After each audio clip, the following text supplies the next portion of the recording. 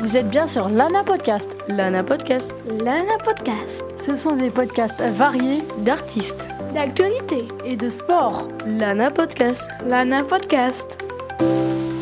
Bonjour à toutes et à tous, c'est Lana sur Radio Laser et aujourd'hui on est parti pour un nouveau podcast. Prenez de la hauteur, de l'impulsion. Pour ce podcast, on va parler du handball. Malheureusement, l'équipe de France masculine n'a pas eu de médaille pendant les JO de Paris 24, mais l'équipe de France féminine, elle, a réussi à avoir la médaille d'argent aux JO cet été contre la Norvège. Pour commencer, qu'est-ce que le handball ? Le handball est un sport collectif avec lequel il y a un ballon et on joue avec nos mains. Dans le mot handball, on entend bien sûr hand qui veut dire main en anglais. Vous voulez savoir pourquoi on dit handball et pas handball comme dans football, basketball? Eh bien, tout simplement car c'est un Allemand qui a inventé le sport. Mais d'autres personnes ont commencé à y jouer avant. Je vais vous expliquer l'histoire de sport. En 1898, le handball naît au Danemark sous le nom de handball.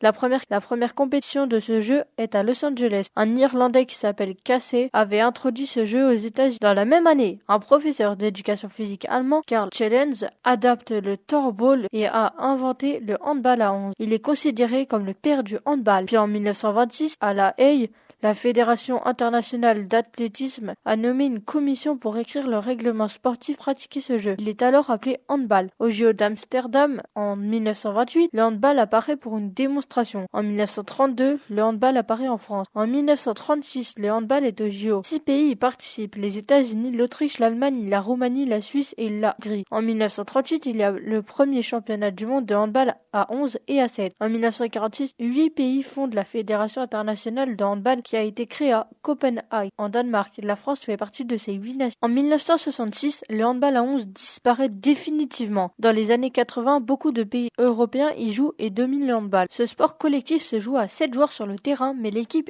est composée de 14 joueurs. Les 7 autres sont sur le banc. Il y a un gardien de but, un demi-centre, 2 ailiers, un du côté gauche, un du côté droit. Il se situe au point de corner. Il y a 2 arrières, un du côté gauche et un du côté droit. Il se situe entre le demi-centre et l'ailier.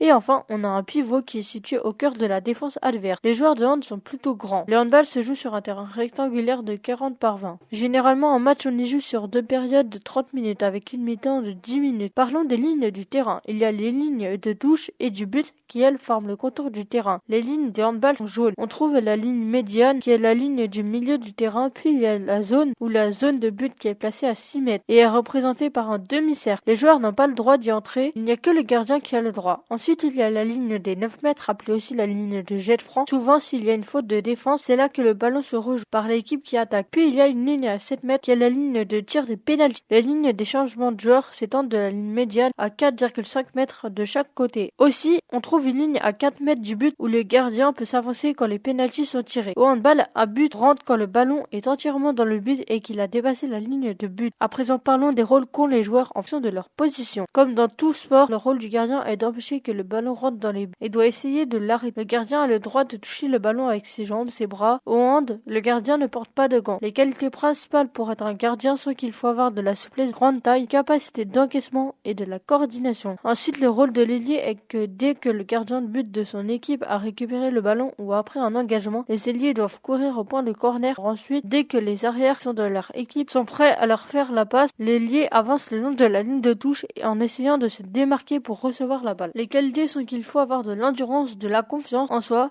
et de la souplesse. Puis l'arrière, lui, doit mener le jeu et aider le demi-centre. Il forme comme un relais entre l'ailier et le demi-centre. C'est à lui de lancer l'attaque. Les qualités principales sont qu'il faut être vif, rapide, sûr de soi et polyvalent. Le rôle du pivot est de perturber la défense et de créer des intervalles pour que les autres joueurs de son équipe se lancent vers le but. Il faut avoir de bons appuis et de la patience. Et enfin, le rôle du demi-centre est d'organiser le jeu et indiquer la position de coéquipier. Il doit être motivé, rapide, puissant et meneur. Actuellement, après avoir acquis ce qu'était le handball, les lignes du terrain, le nom des joueurs. Sur le terrain, je vais vous expliquer les règles et les fautes du handball. En match professionnel, un joueur a le droit de garder la balle maximum 3 secondes. Pour les débutants, la règle n'est pas toujours On a le droit de faire maximum 3 pas avec le ballon en main. Si on en fait plus, il y a marché, l'arbitre siffle et la balle revient à l'autre équipe. On a le droit de dribbler pour avancer, mais il n'y a pas le droit de faire reprise de dribble. Non, c'est comme quand il y a marché, l'arbitre siffle et la balle revient à l'autre équipe. Un joueur a le droit de prendre possession de la balle s'il réussit à enlever le ballon à son adversaire avec la main ouverte, mais s'il frappe le ballon que l'adversaire tient entre ses mains, ceci est considéré comme une faute. Quand on est défenseur, on peut défendre soit en suivant notre joueur adverse que l'on a choisi au départ, ou alors la technique la plus utilisée l'utiliser pour défendre et d'aller dans les 9 mètres et de barrer le chemin aux attaquants en mettant nos bras en l'air et en se décalant, mais on n'a pas le droit de gêner l'adversaire quand il s'élance. On ne peut pas arracher la balle, on ne peut pas porter la balle brusquement vers le défenseur ou lancer vers lui le ballon de façon dangereuse. Quand on est attaquant, on n'a pas le droit de se jeter contre le défenseur et de le pousser, sinon c'est passage en force. Il y a alors une faute, on n'a pas le droit de mettre en danger le gardien et de retenir l'adversaire. Quand l'arbitre siffle une faute et que la remise en jeu se fait au niveau des 9 mètres, les défenseurs doivent être à 3 mètres. La remise en jeu doit se faire rapidement. Et les coéquipiers n'ont pas le droit d'être dans les 9 mètres. Ça, c'était pour la remise en jeu et le jet de franc. Maintenant, je vais vous dire des fautes plus importantes. Il y a un penalty quand il y a le défenseur qui commet une faute sur une occasion manifeste de but et quand il y a défense en zone. Quand on tire un penalty, nos pieds ne doivent pas tirer et on doit tirer quand l'arbitre siffle ou après. Les adversaires sont à 3 mètres et en dehors des 9 mètres. L'arbitre sort un carton jaune. Quand il y a par exemple un accrochage défensif, les cartons jaunes, des avertissements. Un joueur peut être exclu pour 2 minutes s'il est grave, comme par exemple s'il l'on pousse quelqu'un, s'il l'on tire le maillot d'un joueur. Il peut y avoir 4 minutes d'exclusion quand un joueur met trop de temps à sortir quand il est exclu 2 minutes. Il peut y avoir carton rouge ou disqualification pour un joueur, mais le joueur peut être remplacé au bout de 2 minutes. C'est la 3e fois qu'il est 2 minutes. S'il fait une faute grossière dangereuse en mettant un joueur en danger, il y a une disqualification. L'arbitre peut aussi sortir un carton rouge si un autre joueur fait une cravate à quelqu'un d'autre, c'est-à-dire s'il met son bras autour du cou de l'autre joueur, si un joueur fait un crochet. Mais s'il y a une faute beaucoup plus grave que le carton rouge, l'arbitre peut sortir un carton bleu. Cette règle est là depuis 2016. Souvent, au handball, il y a toujours 2 arbitres. À présent, on va parler du palmarès de l'équipe de France féminine de handball. On va commencer avec Fémi. Pour commencer, en 2002, 2000 et en 2013, elles ont terminé à la 3e place du podium au championnat d'Europe. Et en 2018, elles ont été sacrées championnes d'Europe. Puis en 2020, elles ont été 2e sur le podium. Ensuite, au championnat du monde, elles ont été 4 fois à la 2e place en 1999, en 2009, en 2011 et en 2021. Elles ont été sacrées championnes du monde en 2003 et en 2007. Au JO de 2016, elles ont ramené une médaille d'argent et en 2020, à Tokyo, elles ont été sacrées championnes olympiques. Et cet été, je l'ai dit au début de mon podcast, elles ont été championnes olympiques.